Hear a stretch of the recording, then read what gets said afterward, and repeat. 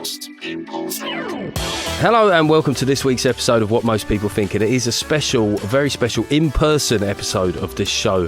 I think it's the first ever that I've done like this. I've sort of been to people's houses, but we're in a studio here in Soho. So one of the main consequences of that is that I paid £9 for my breakfast. That's one of the main thing. I've got a skinny latte from Gales, so remortgaged. Yeah. Remortgaged. And I've got Tom Walker with me, aka Jonathan Pye. I have to say that legally. Did you have a Ponzi breakfast? Do you like a Ponzi breakfast? I didn't have a Ponzi breakfast, but I did just consider it. I thought an eggs Benedict. Some sort of bowl with. Oh no, I've never been that. Halloumi, you know the ones that they do in Leon and stuff like that. Oh, the most. I've never understood people who have fruit for breakfast. A bowl of fruit. Yeah. You're going to be hungry. It's sort of like the Chinese food of nutrition. You're going to be hungry again in about an hour. I also said when I said Ponzi, I always never know whether that word is okay these days. If it means culturally effete and. I mean, it probably does have a negative connotation. I think you'd get away with Ponce. Yeah. Surely. Since Trump got in. You can get away with fucking anything. Yeah. You can call anyone a retard on Twitter now. That's totally I mean, it's a good point, actually, to talk about the subjects for discussion this week. We will talk about the local elections, because I don't know if the listeners are gripped by local election fever. I literally forgot that, and I'm supposed to be sort of... a political satirist, and I totally forgot there were local elections. Well, I'm semi-erect for them, so what we want to know is, will it be Nigel's night? All the indications suggest he's going to have to work quite hard to not have a good night. We're also going to talk about Sorry, you wanted to come in? It's not going to be a bad night for him. It's he's only going to get gains, right? Yeah, I think so. So even if he only gains 5 councillors, you go, it's a massive fucking win. But he won't. It'll be a big night. Oh yes, it's Nigel's night. And we also be talking about. We touched on it last week in the Patreon only, but by mistake, I thought it was the first 100 days of Trump last week, which in a way is telling, because obviously it felt like it. But we're going to talk. I just basically want you to get angry, really, about Trump. That one's easy. That one's easy. You got to deliver the bread there. But we're going to talk about it. What I want to discuss is him in two ways. Is his delivery on content, which I think has actually been amazing. He's delivered moments that we're all going to remember for a lifetime. Oh, you mean and policy? Oh, I thought you meant policy as in content. So yeah, content stuff to watch. Yeah, brilliant. Yeah, brilliant. Smashed it. Greatest ever. Yeah. We'll get on to that. We'll get on to that. We'll also discuss recent developments in the Ukraine negotiations. And then in the Patreon-only section, we'll be discussing Irish hip-hop rockers. I already sound again like a tabloid there. Kneecap, who is worth doing a bit of research if you can listen to that. But basically, they are an Irish hip-hop trio, and they're very anti-establishment, pro-Irish republicanism, nationalism, maybe. They've been bigging up, I think, Hezbollah and, I don't know, other...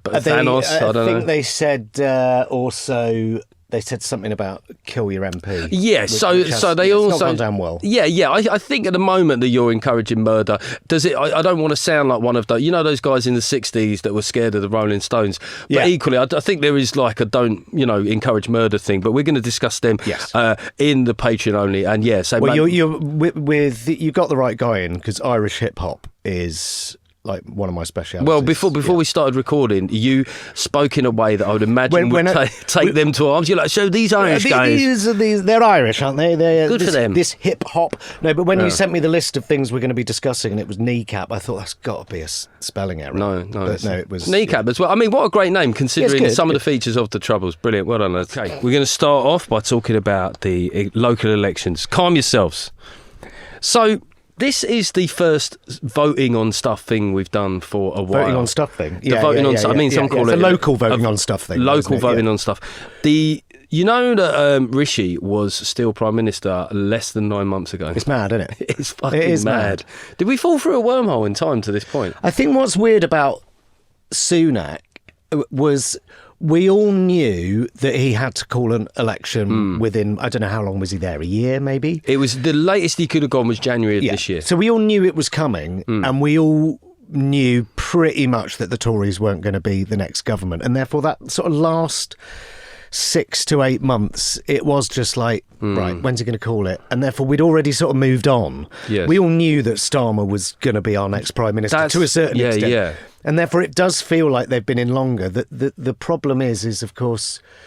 It's because of the stuff they've done as well that it feels like they've been in longer. Well, it feels it's never like... a good sign if a government feel like they've been in 3 years and it's 8 months. But they sort of have. If the first thing you're going to do is cut fuel payments for old people, hit the old people, hit disabled people, hit the farmers, without at any point kind of going, but we're also going to sort this and this out. The first thing we're going to do is make it harder to pay for your bills. It feels like an extension of the previous 10 years, right? Well, the weirdest thing about the winter fuel, which I've said before in this podcast, was that they didn't lay any track for it. They kind of... It was mad. And then they went on recess straight away. It was like mic drop. You normally mic drop after you've done something people like. Yeah. But like, everybody, fuck off. I honestly couldn't believe that was essentially their first policy. That was their first, and that's the one people. It was mental. They had and all if that you'd time have waited to prepare. a month, and also just like you say, prepared the ground and go, look, we're going to have to look at winter fuel payments. We're going to have to change that somehow. But before we do that, the first thing we're going to do is look at, I don't know, fucking these water companies and electricity companies that are, screwing us basically and paying millions of pounds to their CEOs whilst letting everything fucking rot. Electricity companies' bills are tripling. Our bills are tripling and their profits are tripling. And you go, oh, hang on a minute.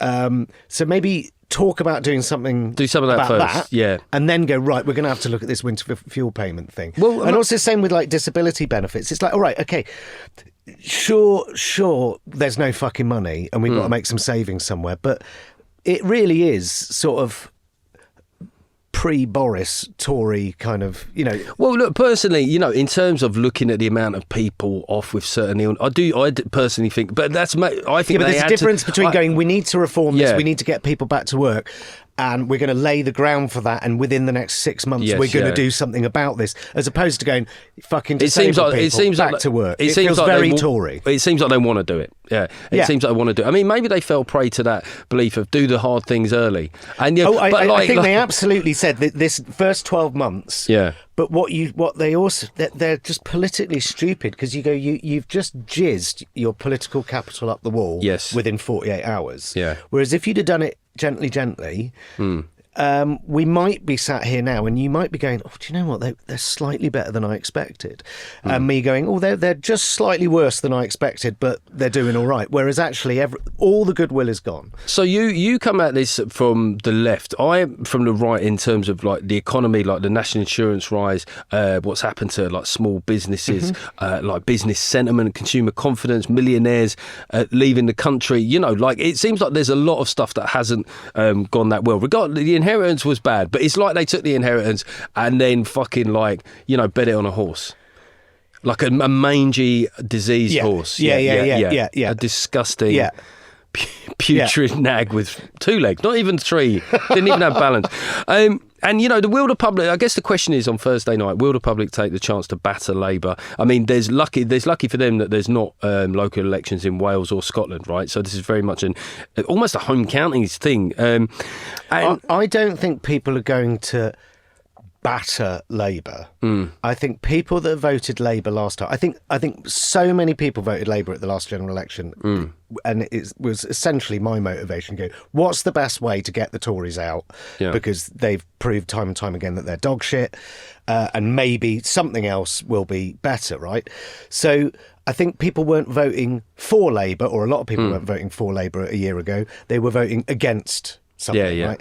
People aren't going to turn up to do that for a local election, right? So it's a different beast as well. I don't know if you remember the general election, which was Theresa May Corbyn, and May thought she had it in the fucking bag and then jizzed it up the wall. Yeah, strong and stable. But during the election campaign, there were the local elections a few weeks before the general election, and Labour got fucking screwed. They performed so badly at the local elections, and it felt like a fait accompli that May was going to increase her majority by, I don't know, 20, 30 MPs or something. And she came back and Corbyn did really fucking well, really well. For comparatively speaking, I mean, it should be compared to the way they performed 3 or 4 weeks before at the local elections. You go, it feels like people were voting. Yes, so people could, if people don't take a national view here and they vote locally, it might not be that bad. I mean, also when you say that bad, I mean, does that mean you are not you don't have sympathy for reform particularly. I'm not a reform guy, no, but I think that they'll do well, which we'll come on to. Yeah. But I think that for Labour... But I'm sorry, I'm just picking you up on your turn of phrase there. You go, I don't think it'll be too bad. You think a reform clean sweep would not be a good thing? I don't really have strong views about what do I think. Do you know what it is? I am a Conservative by nature. What I would like the Conservatives to do is start rebuilding. Yeah. So, a reform clean sweep wouldn't help that. So, you say that. I wonder if a reform clean sweep will get rid of Badenoch sooner than later, because I don't think she's going to survive. But I don't think they can get rid of her yet. Not yet. Yeah. But this will help. And I'm not being funny. I mean, what I don't give a fuck about the Tories, but I think a healthier, stronger, slightly more centrist Tory leader will do them well. And then, but then it would just be Starmer, and it'd be two cheeks of the same arse. I think a traditional Tory voter is more likely to vote Tory again, because there seems like someone solid in charge, and therefore Reform would lose some votes. Once the Tory party's got their fucking house. I think what will happen is Reform will have a good night, Tories will have a bad one, because a lot of this is coming on off the last time these ones were held, and it was 2021, and actually Labour had a really bad night in 2021. It was the night that they lost the Hartlepool by-election, and Keir nearly resigned. How different things could have been. But this is the thing, is if they don't do that badly, my concern with Labour is the electoral system might continually fool them into thinking that they're more well-liked than they are. So you get this election on 34% returns a massive majority, and then you get the locals later, they go, well, actually, we did a lot better than the Tories. You go, yeah, but it doesn't mean that you're popular. No, I mean, they're definitely not popular. I think they're fully aware of how fucking unpopular they are. They seem to enjoy it on some level. I mean, you look at the by-election. The by-election in Runcorn. I mean, if you wanted like a bad metaphor, is one of your MPs punching a member of the public in the face repeatedly, and then once they've done it once, going back again and going, you want some more? You go, that is quite an honest appraisal of how the public feel. So Tories, right, we sort of touched on it a bit. There were 1,164 council seats in 37 councils, and of these 1,182 are held currently by the Conservatives. That's 2/3. So they could really it could feel like they're becoming extinct, actually. And I was just thinking with them is, like you prepare your speeches for the day afterwards, their speeches must be like bad, really bad, existential, terrible. This is definitely not going to be good. Well, it's part of the play, isn't it? If the expectations are absolutely terrible, then any little win, they can spin it. They could, well, we held on to Henley. Yeah. And, they'll always spin it to be obviously it's only a year since the election. We haven't spinnable, man. I don't think it's... Well, politicians will always fuck it. It might not be spinnable, but so what would the language be? Go. It'll be, it's obviously been a hard night. And today, my thoughts are with Conservative councillors up and down the country who've done a good job, that have paid the price for what we've done. Humility, that's all they've got. Yeah. Do you think anybody at CCHQ has gone like, just in case it goes well, no, Gary. Yeah, Gary, don't do it. Or Gary and Mark, okay, there's a reason your names are going out of fashion. Get back in the cupboard, you silly pricks. I mean, we talk about like reform. They're standing in every election now. So their ground game has got to the point where they've got candidates. Likely, they'll almost certainly be the big winners on the night. Whether that means they take control of a council or two, they'll probably have the most gains, right? And probably have the most increase in vote share. I mean... So can you imagine Reform councillors? Because let's be honest, they didn't really do a huge amount of vetting for their fucking MPs, right? Yeah. There was some proper wrong-uns running, and you don't do quite as much research into it. It's just a fucking councillor, isn't it? Yes. So I bet there are some... they'll have a good night, and within 2 months, 60 of them will be fired. Well, this is the thing. And Tice and Farage themselves have said this. I mean, Tice himself had to warn reform activists to stop going on social media late at night drunk and saying racist things, right? So this is acknowledged within the party. But I suppose it could be interesting, because if they actually win seats, so rather than being the sentiment, right, they have to be